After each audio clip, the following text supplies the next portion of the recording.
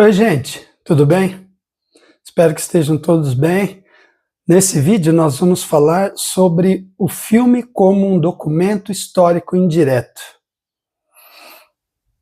Tem várias formas de se pensar isso, tá? Mas vamos abordar de alguns ângulos específicos. Já falamos em vídeos anteriores sobre como o filme é um tipo de registro documental, mas que não tem a pretensão de ser tal como os vestígios da história, aquelas evidências históricas, né? Porque ali tem que ser tudo muito factual, tudo muito no dado do registro. Só que mesmo ali na história, eu falei em vídeos anteriores, que o fato histórico ele é complicado porque basicamente nós temos uma versão da história que seria a história dos vencedores. Até citei Nietzsche dizendo, citando a frase do Nietzsche, né? Não há fatos, somente interpretações. Então, mesmo a história dita oficial, ela é problemática. Hoje já é consenso e tem todo um movimento revisionista na história para, digamos, trazer de volta personagens silenciados, todos aqueles que não tiveram voz, vez, né, que foram literalmente apagados da história. Então eu disse naquele momento que o filme não tem a pretensão de ser um documento histórico, mas ele acaba sendo, por quê? Porque ele, primeiro, retrata um dado tempo histórico e ele é gravado em um dado tempo histórico. A maioria dos filmes são gravados registrando ali o tempo da sua produção, né? Mas não é tão maioria assim. Boa parte dos filmes não retratam o tempo histórico, quer seja um ano atrás, uma década, um século, né? Ou até milênios atrás, e até no futuro, né? Os filmes mais futuristas, então 20, 30, 50, 100 anos à frente. Então, o que eu quero chamar a atenção assim, de cara para ficar diferenciada e aprofundada essa reflexão? É que, mesmo que o filme retrate um tempo do passado ou do futuro, ele está sempre falando mais do tempo presente. Ele está sempre falando mais do tempo no qual o filme foi gravado. Então, se um filme foi gravado em 2025, estou pegando o ano passado, mesmo que ele fale do futuro de 50 anos, daqui a 50 anos, ou do passado há 50 anos atrás, ele está refletindo mais 2025 do que a gente imagina. Por quê? Porque a projeção que ele faz do futuro, não sei se vocês sabem, mas existem 3 faculdades em operação nesse momento. A consciência, que é o presente, que é essa lucidez, esse dar-se conta do que está acontecendo no momento, isso é consciência.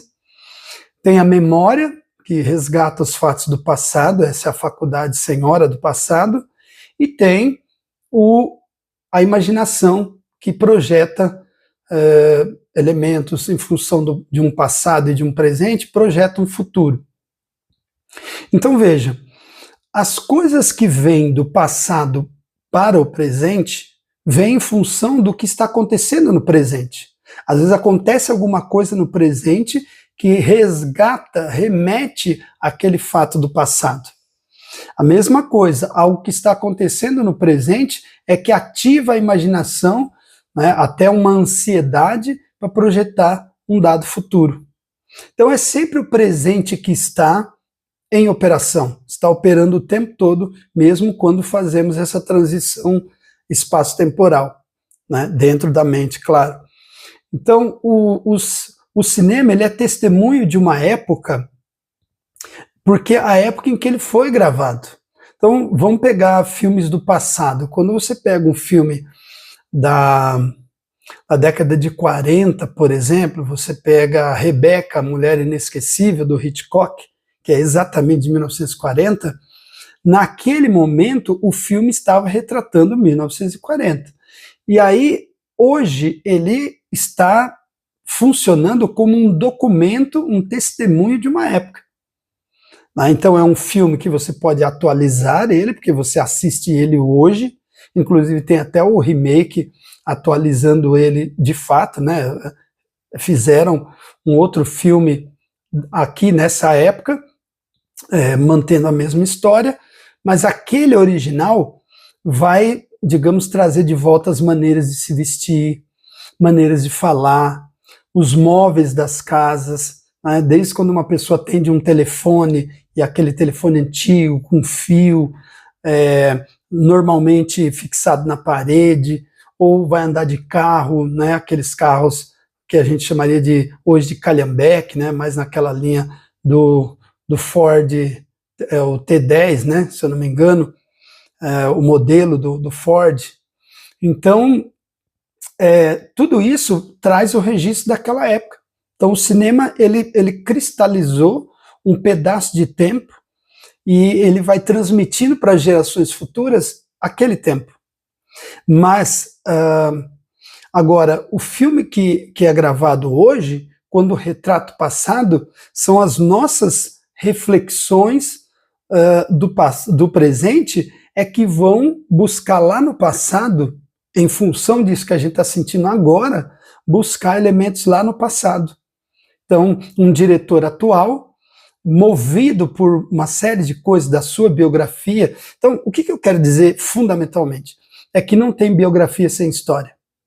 A biografia do sujeito, ela é constituída em um contexto, e esse contexto já é história, né? A formação familiar que ele teve, de repente experiência religiosa, de repente experiência da profissão dos pais, né? Tudo isso vai sendo transmitido para esse sujeito e vai compor na biografia dele.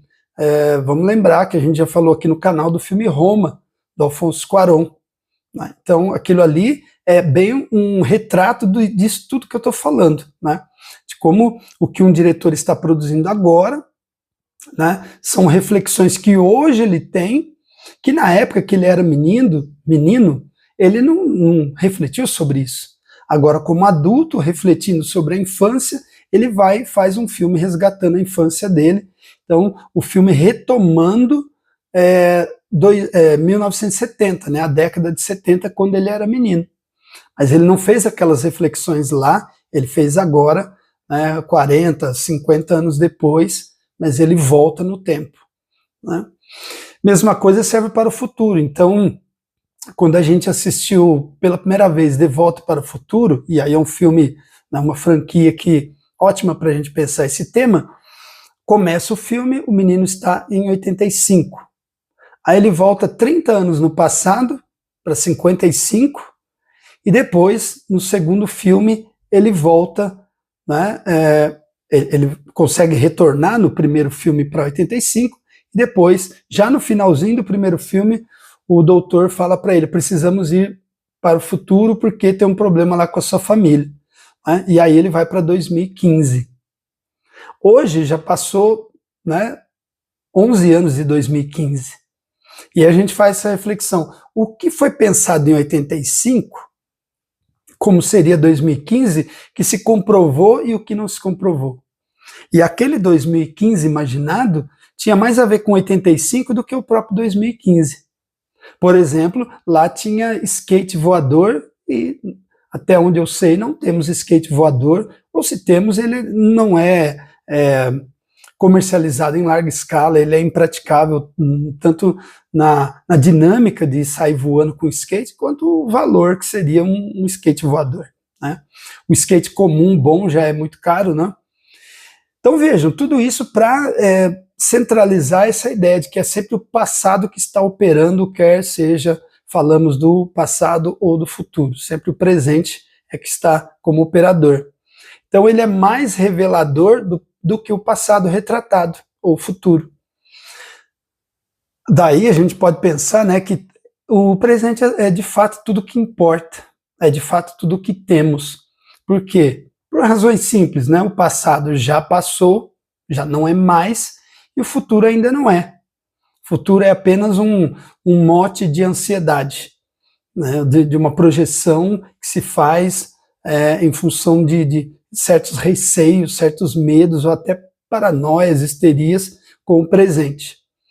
Vou dar um exemplo, quando teve a Guerra Fria, né? A Guerra Fria, que começa logo após a Segunda Guerra Mundial, em 46, e se estende até 91, com a queda da União Soviética, durante esses praticamente 50 anos, né, 45, 46 anos, o mundo viveu o quê? A paranoia, a histeria, porque havia um sentimento de que poderia acontecer a qualquer momento uma terceira guerra mundial, e essa terceira seria atômica. Então, entendia-se que uma terceira guerra em nível atômico, globalizado, né, seria, de fato, o fim da humanidade, o fim do planeta. Então, toda essa histeria, aquele momento histórico de Guerra Fria, né, de dicotomia, de disputa hegemônica entre Estados Unidos e União Soviética, projetou um futuro, digamos, bastante sombrio.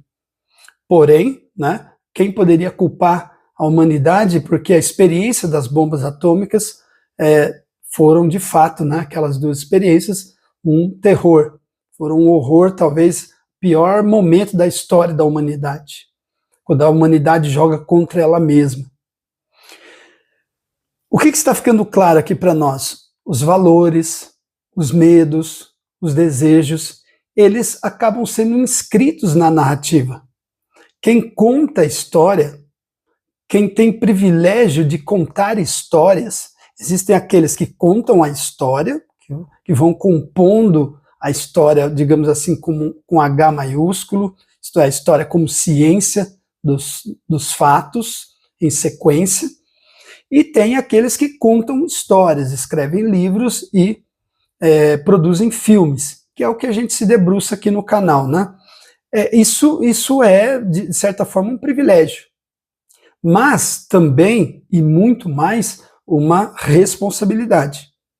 Por quê? Porque, de fato, você, como sujeito histórico, vai projetar esses valores, esses medos, esses desejos na narrativa. Então, por exemplo, quando um autor ou um diretor, ele projeta os seus valores, ele pode estar incidindo num profundo preconceito, um profundo desrespeito, como aconteceu com Griffith, por exemplo, no Nascimento de uma Nação. Então ali, né, um diretor, às vezes até colocando uma situação daquela época, não era necessariamente porque ele era racista, mas ele tentou mostrar a situação daquela época, mas como os pretos apareceram caricaturados, e aí então, né, porque na produção parecia que só os pretos eram o mau caráter, né, de mau caráter, então isso acabou soando muito mal, né, e ele acabou depois produzindo um outro filme chamado Intolerância, tentando desfazer a impressão do Nascimento de uma Nação, mas digamos que não resolveu, já era tarde, né? Então, por isso, tem muito mais responsabilidade do que privilégio, embora os dois estejam ali. O contexto social, então, contexto social atual, ele é impresso na forma do filme. Desde a forma de gravar, né, as tecnologias que você dispõe na época.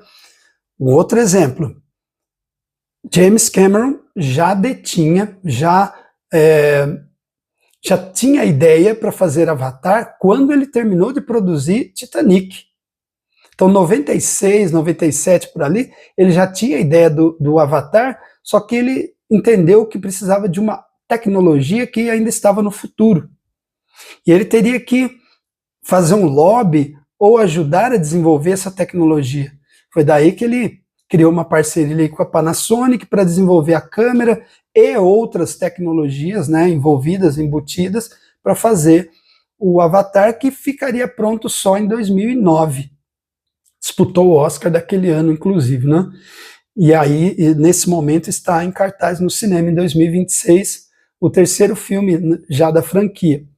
Então, esse contexto social, ele nasce de uma tecnologia disponível, né, porque o filme, a arte cinematográfica é uma arte maquínica, mas também os temas que vão ser sugeridos para gravar filmes são do presente. E muitas vezes o diretor pensa o seguinte: bom, isso que está acontecendo no presente, por exemplo, elementos de xenofobia, governos que estão aí utilizando xenofobia na Europa, ou nos Estados Unidos, isso é só de agora? Isso é só desse momento, 2025, 26? Aí ele vai buscar lá no passado outras situações em que ocorreram xenofobia, até xenofobia tenha sido política de Estado, e aí ele vai mostrar as consequências que aquilo levou, né, as consequências que aquele fato acabou acarretando, para que a geração presente pense nas consequências. Não normalize, não naturalize aquilo de forma alguma. Ou se não, já pega e projeta para o futuro, aí faz um filme de ficção científica e cria uma distopia. Quando é esse futuro bastante obscuro, um futuro infeliz, um futuro cinzento, né? Que a humanidade, sei lá, queimou o céu, destruiu fontes de matéria-prima, de energia, enfim, como a gente vê no filme Mad Max, por exemplo, né?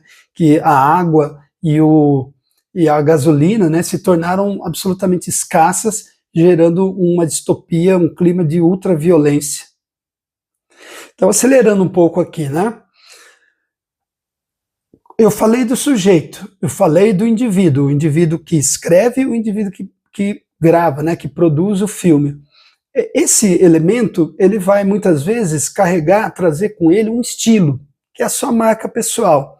Essa marca pessoal, ela foi alimentada e elaborada, construída com uma série de outras influências, no caso do diretor, de outros diretores, de outros cineastas, né, que ele pegou em toda a sua experiência cinematográfica. Mesma coisa com os literatos, os escritores, que leram muita gente, né, antes de começar a escrever. Mesmo quando ele está escrevendo, produzindo, ele começa de um jeito, aí ele vai evoluindo até o momento em que ele amadurece e define seu estilo. É o que eu espero que aconteça com esse canal. Acho que quem está acompanhando, né, esse é o nosso vídeo 13º, já viu que do primeiro vídeo para cá, né, há uma mudança na dinâmica, espero que positiva, espero que você esteja percebendo isso. Por quê? Porque aí você vai amadurecendo o seu estilo, a sua proposta, né, aquilo que era projeto vira fato, né, ele é realizado, e aí você vai mantendo, melhorando aquilo que deu certo e vai deixando de lado aquilo que falhou ou não estava tão bom, né? É assim que acontece com todo mundo tem, como se diz, um passado, todo mundo tem um princípio, e depois importa é como você vai consolidando, solidificando sua marca, o seu estilo. Então esse estilo, ele já traz a história desse sujeito. A história desse sujeito que digamos, carregada de outras histórias, de outros sujeitos, de outros lugares, de outras épocas. Então o estilo acaba marcando uma história, e alguns estilos entram para a história e viram referência para futuros cineastas, futuros escritores, etc. Não é? Existem coisas que o filme mostra e existem coisas que ele apenas sugere. Mesma coisa com os livros e com a vida, né? Na relação com as pessoas mostram algumas coisas, mesmo que elas queiram esconder, elas não conseguem, mas existem coisas que, mesmo elas querendo mostrar, querendo expressar, elas não conseguem. Então existe o dito e o não dito. No caso do cinema, também, né? Existe o dito, mas o mostrado e o não mostrado. E eu posso dizer para vocês que revela mais sobre um sujeito o que ele não diz do que o que ele diz. E aí eu falei, quando a gente falou dessa inteligência do espectador, da capacidade de fazer essa leitura. Essa leitura da linguagem não verbal, daquilo que foi não dito, não mostrado, mas sugerido. Esse não dito, muitas vezes, é um dado sociológico, mais importante do que o filme mostrou. Às vezes o que o filme mostrou era a intenção do diretor mostrar aquilo, mas o filme, depois que ele fica pronto, ele independe da intenção do diretor. a gente costuma dizer que ele ganha vida própria. Por que isso acontece? Porque milhares de pessoas, talvez milhões ou talvez bilhões, vão assistir aquele filme. E são tantos espectadores e tantas interpretações, tanto interpretações livres quanto profissionais, imagina quantos críticos pelo mundo inteiro, né, se debruçando sobre aquela obra no decorrer de anos ou décadas, que o filme vai ganhando, né, outra dimensão, outro status, talvez até imprevisto pelos seus realizadores. Que bom quando isso acontece, né? Aí gera o famoso clássico que a gente tanto ama. Então, o dado sociológico, ele vai sendo mostrado a partir daquilo que o filme, para o qual o filme remete. Isso é muito importante. Ainda bem que a obra de arte tem essa plástica, tem essa neuroflexibilidade, né? O filme vai entrando na nossa mente e depois adquirindo outros significados no nosso espírito. Nesse sentido, o cinema, então, ele faz parte do imaginário.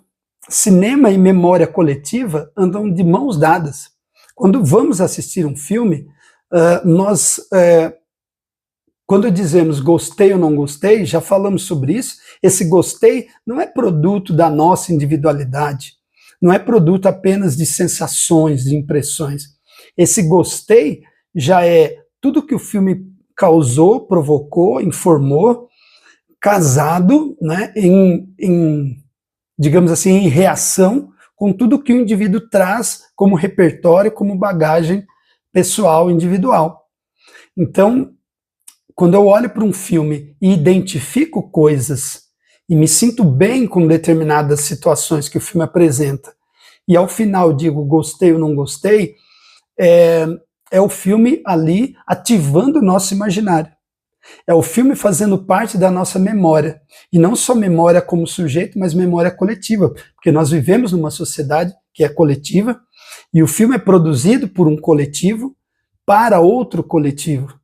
Então tudo fica dentro desse grupal, dessa comunidade, às vezes até global, como dizia o Marshall McLuhan, dessa aldeia global. E aí filmes passam a fazer parte da nossa memória coletiva. Eu posso afirmar que não exista pessoa, sei lá, acima de 10 anos que nunca tenha visto um filme, né, e que esse filme, ou esses filmes, não passem a partir de então a fazer parte da sua memória, do seu imaginário. E aí em trocas sociais, esse imaginário, esse coletivo vai se moldando e vai criando os arquétipos, como diria o Jung, né? Alguns arquétipos vão se formando por conta desse imaginário coletivo. A ficção, então, ela é fonte histórica legítima. Todo esse raciocínio que eu fiz foi para constituir a ficção. O que é a ficção? Qualquer coisa que foi produzida, tanto no livro, né, na literatura, quanto no audiovisual. É uma ficção porque alguém elaborou, alguém criou, mas criou a partir de uma fonte histórica. E ela é tão legítima quanto qualquer documento histórico, porque eu falei, mesmo a história ciência, ela é baseada num relato interpretativo, que já é um relato que foi feito a partir de uma narrativa. A pessoa que narrou a história oficial, ela também teve os elementos narrativos, as escolhas narrativas que ela fez. Eu falei da Bíblia, né? Os elementos que Moisés usou para narrar, e Davi e Paulo, são totalmente diferentes. Mas todos eles entraram na composição do mesmo livro, que é a Bíblia, né? Então, são escolhas narrativas e acabam formando, sim, né, uma fonte histórica legítima. Ela tem direito de existir e ela tem uma forma autêntica, uma forma distinta de existência. Por último, né, para a gente finalizar antes do filme e do livro, ler o filme como um sintoma social, então. Então veja, eu sempre aqui nesse canal não falo assistir o filme, eu falo agora ler o filme, porque eu já introduzi vocês, né, nessa prática. Nós somos ensinados a ler na escola, a identificar o registro, a grafia das palavras, letras, palavras, frases, né? História, e também, né, o parágrafo que produz a história, e também a gente está fazendo isso com o filme. Então toda a imagem ela deve ser lida, deve ser interpretada. Então, e nessa interpretação a gente já vai perceber o reflexo social, o dado sociológico. Então ele é um sintoma da sociedade na qual ela foi produzida, e mesmo quando ela busca no passado ou no futuro, é só uma extensão desse sintoma presente.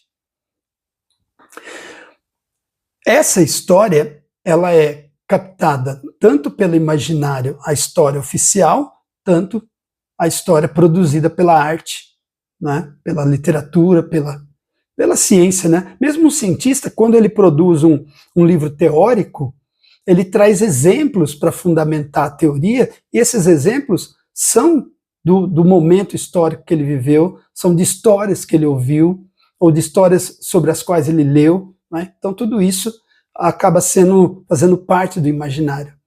Mesmo quando a gente lê um livro de história, a gente fica imaginando, bom, esse relato destacou esses personagens. E os outros? E os que eram coadjuvantes ali, que não apareceram no relato?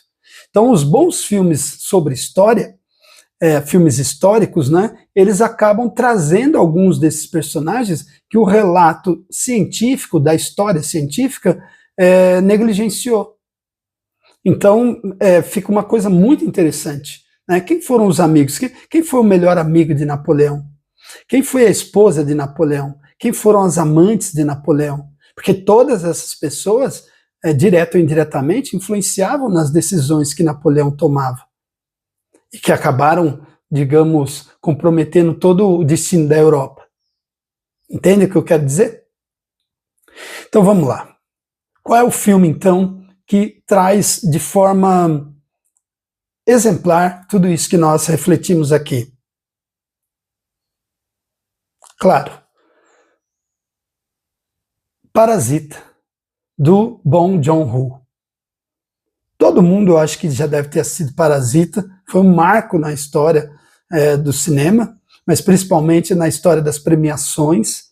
Parasita conseguiu, mesmo sendo um filme sul-coreano, ganhar o Oscar de melhor filme, não só de estrangeiro ou internacional agora, mas também de melhor filme. Isso causou muita, digamos assim, comoção, né? Porque é um fato inédito, mas analisando Parasita, o que a gente enxerga nele objetivamente? A arquitetura do espaço, né? A arquitetura do espaço como metáfora das lutas de classes. Então, o modo como o diretor, né, o Joon-ho, acabou desenvolvendo ali na arquitetura do filme, você tem a família dos ricos, que você tem que subir a coluna, né, a colina, para chegar até lá, e é uma casa toda tecnológica, toda moderna, né? E depois você tem descendo a ladeira, lá embaixo, e ainda assim, mais abaixo ainda, porque a casa da família pobre ficava no meio fio, né? Não era, uma parte dela ficava no nível da rua, dava para ver a rua, e outra parte abaixo do nível da rua. Então ficou ali no meio, né? A casa da família pobre. Então você tem desde uma arquitetura que mostra essa desigualdade. Por que isso é importante no filme, né? Porque quando cai a chuva é um dado objetivo, é a água caindo do céu e é para todos. Só que o modo como a chuva afeta a casa dos ricos e o modo como ela afeta a casa dos pobres é totalmente diferente. Em um, praticamente, ela é dádiva de Deus, né? Em outro, ela é maldição, ela é motivo de lástima, de catástrofe, de tragédia, né? De perder tudo que se tem. Mas o que isso tem a ver, né? O filme como documento histórico? Tem a ver que o Joon-ho conseguiu captar muito bem nesse filme, né, trazendo essa metáfora, a história, a realidade da sociedade sul-coreana, daquele momento em que o filme foi produzido. Então o que ele percebeu? Hoje sim, né, a sociedade sul-coreana ela é profundamente capitalista, adotou esse sistema, e por ter adotado esse sistema tão fortemente, tão densamente, trouxe também o que ela tem de pior, que é a promoção da desigualdade. Então, por isso que ele enfatizou de uma forma bem criativa, uma forma bem metafórica, né, essa luta de classes no seu filme, e que acaba ali, né, como Marx diria, o Marx disse, né, que a burguesia seria o seu próprio coveiro. A burguesia se tornaria no seu próprio coveiro, ou seja, cavaria o seu próprio buraco no qual ele seria enterrado, por causa da lógica que eles adotavam, lógica econômica, né, lógica do sistema. Então, isso faria com que os explorados acabassem se revoltando e tomando o poder de forma violenta. E é o que mais ou menos acontece no filme, né? Depois os pobres ali, né, e aqueles que estavam também dentro da casa no porão, se revoltam e matam, né? Acabam invadindo a festa ali e causando uma carnificina. Então, isso nos põe a pensar sobre a obra do Marx. Sendo assim, qual é o livro que a gente vai trabalhar? Uma dica: Luta de Classes. Claro, Karl Marx, né? O Capital de Karl Marx. Esse livro, todo mundo já ouviu falar de Karl Marx, todo mundo já ouviu falar alguma coisa a respeito da teoria do Marx sobre o capitalismo, que resultou no socialismo, mas pouca gente leu o livro Capital porque ele é um livro de fato denso, difícil, né? Então, nesse livro, dizendo de forma bem clara, o Marx coloca, digamos assim, ele estrutura no seu texto a base material como organizadora da cultura e do imaginário. Então ele fala dois conceitos, que é o conceito de superestrutura, né, de infraestrutura e superestrutura. A infraestrutura é a base econômica da sociedade, é o alicerce da sociedade. A primeira coisa que uma sociedade define é o que nós vamos fazer para ganhar dinheiro, para comer, para sobreviver. Depois vem a infraestrutura, que seria a parede, o telhado, que é toda a cultura que se constitui depois.